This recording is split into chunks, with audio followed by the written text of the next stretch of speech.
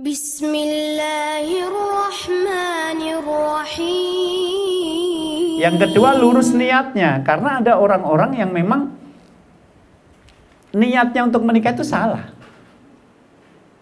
Ada tujuan-tujuan duniawi atau tujuan-tujuan hawa nafsu yang mereka selipkan di situ.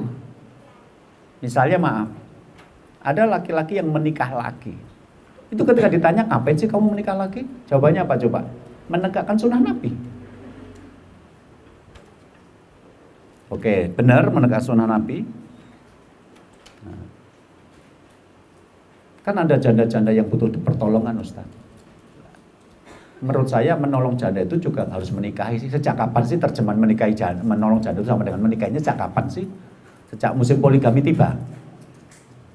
Menolong janda itu bisa kamu ngasih infak ke dia berapa ratus ribu, berapa juta sebulan, anggap saja itu adalah infak kepada fakir miskin. Menolong dia itu bisa saja dengan mencarikan pekerjaan, ada teman kamu yang butuh tenaga, asisten rumah tangga, coba dia jadikan ke sana. Atau menolong itu bisa juga dengan mengajak dia untuk datang ke majelis ilmu, sehingga dalam kesendirian dia tetap kuat bertahan. Tapi nggak tahu di mana-mana kota menolong janda itu sama dengan menikahinya itu kok mulai muncul aliran seperti ini gitu loh. Akhirnya ketika dia tidak tahu, saatnya tidak siap, dia memaksa diri untuk menikah. Tapi nggak berapa lama istrinya nggak kuat karena ternyata tidak bisa adil, secara ilmu juga belum mampu, apalagi secara ekonomi. Uang menikah lagi itu dalam keadaan dia masih tinggal di rumah mertuanya, istrinya hamil coba. Gimana? Bayangkan kalau Anda punya anak perempuan, kemudian menantu Anda yang nggak tampan itu menikah lagi dalam keadaan anak perempuan sedang hamil, sedangkan mereka tinggal di rumah Anda coba. Diusirlah orang itu dari mertuanya. Apa yang kamu lakukan? Padahal si istri sudah ikut ngaji mengatakan nggak apa-apa, tapi jangan sekarang. Nantilah kalau anak sudah lahir atau apa. Nggak tahu kena bujukan setan yang terkutuk atau gimana. Karena teman-temannya yang ngasih nasihat itu gini. Udah, yang penting berani dulu jadi laki-laki itu, jangan takut sama istri. Nanti udah terjadi urusan belakangan, insya Allah istrimu beriman, tidak akan melepaskan kamu. Gitu coba. Itu kan nasihat dari setan yang terkutuk toh itu. Jadi ada beberapa orang nekat itu karena apa? Bujukan teman-temannya. Nanti urusan nanti belakangan. Saya dulu juga begitu. Pertama saya nikah, istri saya juga nggak setuju. Tapi ternyata dirayu-rayu bisa kok.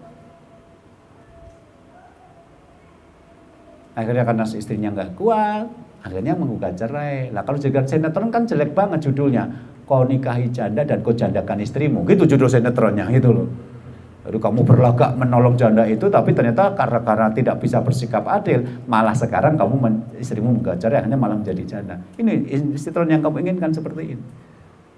Ada beberapa yang kalau katanya menolong janda, tapi ketika kita kasih janda-janda yang miskin ternyata nggak mau gitu loh. Jadi katanya menegakkan sunnah Nabi, tapi nyarinya janda-janda yang kaya. Jadi ternyata ada niat terselubung, ikut mukti sama pernikahan ini. Capek Ustaz jadi orang melarat. Ini mumpung ada janda kaya yang katanya saya nggak ngasih nafkah nggak apa-apa. Jadi ibu-ibu yang mau jadi istri kedua jangan racuni dengan kalimat seperti ini gitu loh. Saya pernah marah-marah kepada perempuan yang mau jadi istri kedua. Dia itu membela diri dengan mengatakan, saya salah apa Ustadz? Saya mau jadi istri kedua, padahal saya tidak usah dinafkahi, saya bisa cari uang sendiri. Datang ke rumah saya juga sesuka dia, nggak harus seminggu sekali, sebulan sekali juga nggak apa-apa. Yang penting saya jadi istrinya. Saya bilang, kalimat ibu inilah yang membuat orang yang aslinya nggak mampu merasa mampu. Kalau ibu memang jadi istri kedua, bilang hakku sama dengan yang pertama. Dia belikan rumah, aku juga belikan rumah. Kalau nggak mampu nggak usah. Jangan malah mengatakan aku nggak apa-apa mas ngontrak yang rumah buat sana saja. Kamu nafkahku cuma untuk yang pertama. Aku nggak apa-apa mas, nggak dikasih nafkah. Yang penting kan cuma jadi istrimu. Ini loh yang meruntuhkan masalah poligami itu. Akhirnya orang laki-laki yang aslinya tidak mampu merasa mampu karena mendapatkan perempuan yang menawarkan fasilitas gitu loh. Bukan menawarkan kewajiban sebagai suami. Allah, nggak enak banget sih kalau cerita kayak gini. Tapi gimana kalau yang melakukan itu teman kita sendiri berjenggot, maunya saya maki-maki gitu. Kamu tuh Ustadz pinter ilmunya banyak, tapi dalam masalah ini kok kayak nggak punya ilmu gitu.